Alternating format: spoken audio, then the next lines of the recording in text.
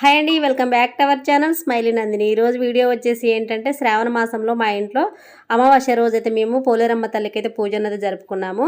పోలేరమ్మ తల్లికి కలగూర కూర ప్రసాదంగా పెడతాం కాబట్టి ఇక్కడ 9 రకాల కూరగాయలతో ఇక్కడ కూర అనేది ప్రసాదంగా తయారు చేశాము.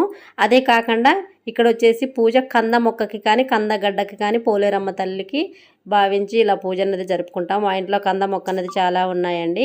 ఇక్కడ కంద మొక్క ఒకటి తీసుకొని కందగడ్డ కూడా ఉంది. కందగడ్డ కూడా 2 విధాలుగా మేము పూజ అనేది జరుపుకున్నాము. ముందుగా మొక్క తెచ్చుకొని శుభ్రంగా అంతా మట్టి లేకుండా అవంతా కూడా కడిగేసి పసుపు రాసేసి కుంకుమ బొట్లు అవన్నీ పెట్టుకున్నాము. పెట్టుకున్న తర్వాత ఒక ఇత్తడి చెంబులో కానీ బిందెలో కానీ లేకపోతే ఒక మట్టి కుండలో కానీ మనం ఈ కంద మొక్కను అనేది పెట్టుకోవాలి.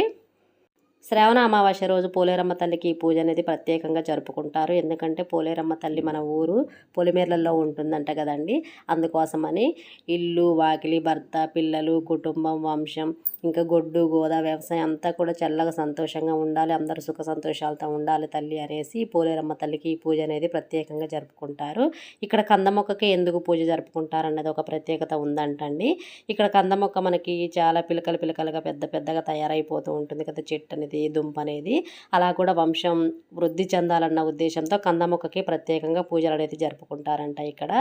ఈ పూజ అనేది ప్రతి ఒక్కరు కూడా చేసుకోవచ్చండి. ఆనవాయితీ అలాంటివి ఏమీ లేవు. ప్రతి సంవత్సరం శ్రావణ అమావాస్య రోజైతే మనం మన కుటుంబం కోసం మన పిల్లల కోసం చేసుకునే పూజ ఇది. ప్రతి ఒక్కరు కూడా చేసుకోవచ్చు. శ్రావణ అమావాస్య రోజు ఒకవేళ ఈ పూజ కుదిరినప్పుడు మళ్ళీ ఎప్పుడు జరుపుకోవాలంటే భాద్రపద మాసంలో మనకు పితృపక్షాల అమావాస్య వస్తుంది కదండి. ఆ అమావాస్య రోజైతే ఈ పూజ జరుపుకోవచ్చు. ఇక్కడ గౌరీదేవిని తయారు చేసుకొని కూడా పూజ చేసుకోవచ్చు. ఒకవేళ కంద పిలక కానీ కందగడ్డ ఇవన్నీ ఏమి లేకపోయినా కానీ మనకు గౌరమ్మ చెట్టు లేకపోయినా కానీ ఇక్కడ ఈ పసుపు గౌరీని తయారు చేసుకొని మనం శివపార్వతుల కుటుంబ ఫోటో ఉంటుంది కదండి, ఆ ఫోటో పెట్టేసి అయితే మనం ఈ పూజ అనేది జరుపుకోవచ్చు. ఇక్కడ కలగూర కూర అయితే ప్రసాదంగా పెట్టాను.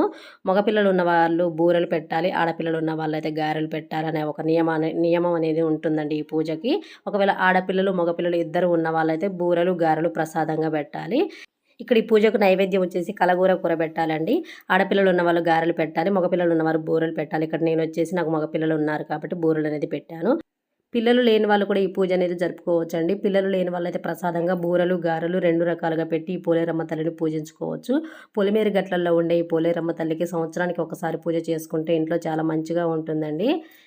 ఇక్కడ వచ్చేసి దీపారాధన చేసేసి దీపధూప నైవేద్యాలు అన్నీ కూడా అమ్మవారికి సమర్పించేసి ఆ పోలేరమ్మ తల్లిని తల్లి చల్లగా కాపాడతల్లని నమస్కారం చేసుకొని ఇక్కడ అష్టోత్తర శతనామావళి ఉంటుందండి పోలేరమ్మ తల్లికి సంబంధించింది. పోలేరమ్మ తల్లి అష్టోత్తర శతనామావళి చదువుకొని హారతి ఇచ్చేసుకుంటే పూజ కంప్లీట్ అయిపోతుంది. చాలా సింపుల్గా అయిపోతుందండి. ప్రసాదాలు చేయడమే కొంచెం టైం పడుతుంది కానీ ఇక్కడ పూజ అనేది మనకు ఒక 10 మినిట్స్లో ఒక 15 మినిట్స్లో పూజ అనేది అయిపోతుంది. పోలేరమ్మ తల్లికి పూజ చేసుకున్న తర్వాత అమ్మవారికి సంబంధించిన కథ ఒకటి ఉంటుందండి. ఆ కథ చదువుకోవాలి. కథ చదువుకున్న పూజ చేసినంత ఫలితం అనేది వస్తుంది. పూజ అంతా పూర్తి అయిపోయిన తర్వాత మన కుటుంబం అంతా కలిసి ఆ కథ అన్నది చదువుకోవాలి. ఏంటంటే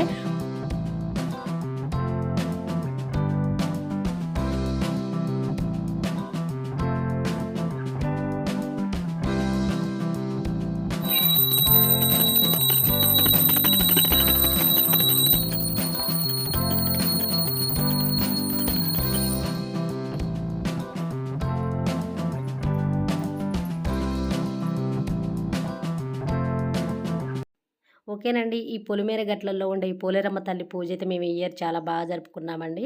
ప్రతి ఇయర్ కూడా ఇంతే బాగా జరుపుకోవాలని మనస్ఫూర్తిగా కోరుకుంటూ ఈ వీడియో మీ అందరికీ నచ్చిందని అనుకుంటున్నాను. నచ్చినట్లయితే లైక్ చేయండి, షేర్ చేయండి, సబ్స్క్రైబ్ చేయండి. మరి నెక్స్ట్ వీడియోతో మళ్ళీ కలుసుకుంటాను. Bye friends.